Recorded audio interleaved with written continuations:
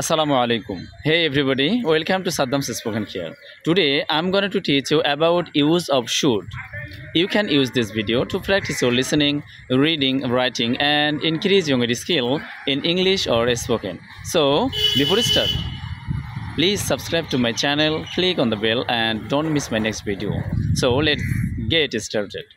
আমরা আমাদের দৈনন্দিন জীবনে শুড অর্থাৎ তোমার করা উচিত, তোমার খাওয়া উচিত, তোমার যাওয়া উচিত এই কথাগুলো অনেক ব্যবহার করে থাকি। তো চলুন আজকে আমরা শিখব এই ইউজ অফ শুড এর ব্যবহার মালা।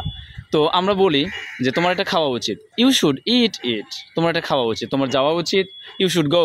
তোমার যাওয়া উচিত, তোমার সেখানে যাওয়া উচিত, ইউ শুড গো দেয়ার। তোমার এখানে আসা উচিত, ইউ শুড কাম হিয়ার। তোমার এখানে আসা উচিত। তোমার তাকে একবার কল করা উচিত, you should call her at once. তাকে একবার কল করা উচিত। তোমার ওইখানে যাওয়া উচিত, ইউ শুড গো দেয়ার। তোমার দরজাটি বন্ধ করা উচিত, you should close the door. তোমার জানালাটি বন্ধ করা উচিত, you should close the window.